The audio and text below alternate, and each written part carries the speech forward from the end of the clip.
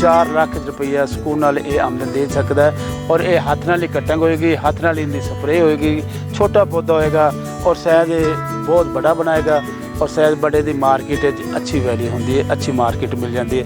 नाजरीन, किन्नू की रवायती फार्मिंग में 100 से 120 पौधे फी एकड़ लगाए जाते हैं, जबकि मीडियम डेंसिटी में 400 पौधे फी एकड़ लगाए जा सकते हैं, जो कि मजमूई तौर पर रवायती फार्म की निस्बत ज्यादा पैदावार देते हैं। और ये किन्नू रवायती किन्नू की निस्बत अच्छी क्वालिटी का होता है। आइए जानते हैं किन्नू के किसान मोहम्मद इकबाल की जुबानी।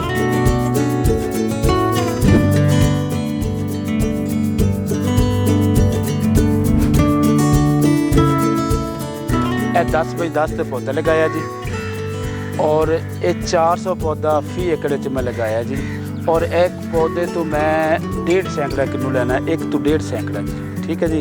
और 1 सैकड़ा 1000 रुपये का सेल हो जाता है आराम नाल जी। हाँ जी, तो ये कोशिश यह है कि मेरी जी कि एक पौधे तो 1000 रुपये मैं सेल लवां, जिन्हें 400 एकड़ पौधा है और 4 लाख रुपया सुकून नाल ये आमदन दे सकता है। और बुत लगा लीए तो छोटा साइज रह जाता है और उन्होंने ना कोई गाहक लैंदा है ना जोड़ा है ना बिल्कुल गिर जाता है काफ़ी।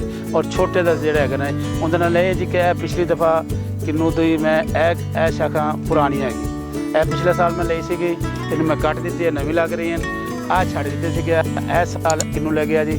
ये इंशाल्लाह जिस वेले मैं किन्नू की सेल ले लवांगा, इतों कट देवांगा, ए शाखा उस अगले साल वास्ते मैं छड्डांगा जी, ए ताज़ी शाख है।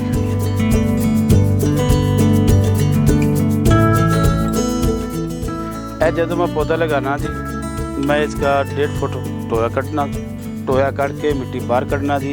उस मिट्टी के ऊपर मैं दवाई छिड़कना, फिर पौधा विच लमका के थोड़ी जी मिट्टी में डाल देता हूँ, फिर उनके विच मैं पानी पा देता हूँ, फिर मिट्टी डालता हूँ, मिट्टी डाल के उस तो बाद फिर पानी लगा के फिर ऊपर मिट्टी लगाता हूँ जी। मिट्टी लगा के उस तो बाद मैंने फौरा डान दवाई पाता हूँ, ताकि जिस वेले इस पौधे की जड़ अगे नवी जमीन जाएगी ना जी, जी कुछ बीमारियां है उस तो पहले वो मरिया ही होने।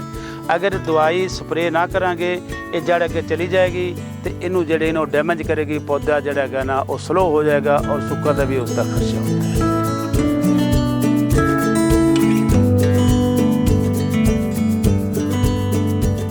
है मैं बाग जिन्ना ही लगाया, मैं 10वें महीने की 15 तरीक तो लगाना जी।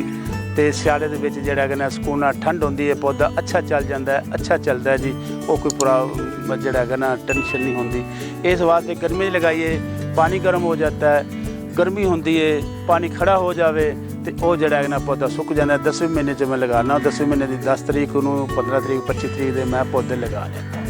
सुंडी होती है जी, उसकी स्प्रे करनी पैदी, जो हुई सुंडी वो स्प्रेयां फिर उस टाइम से ना उस तो पहले ही, बल्कि जो मौसम होंगी है सुंडी आनी है उस तो पहले उन्होंने परवाने की स्प्रे की, परवाना ही खत्म हो जाए तो वो बीमारी आ ही नहीं सकती।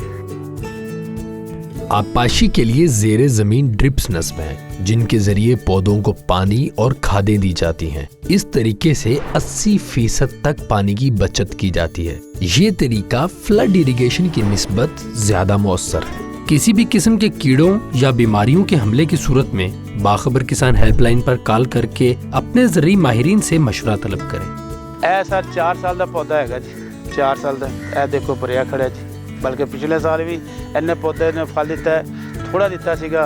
तो इस वास्ते जिहड़ा है ना जी, इस दफ़ा इंशाल्लाह पूरे आपदे जो बच खड़ा है, पूरा फल ले खड़ा है। ये इंशाल्लाह उम्मीद है कि इस 1 सैकड़े 2 सैकड़े किन्नू इसके उतर आएंगे।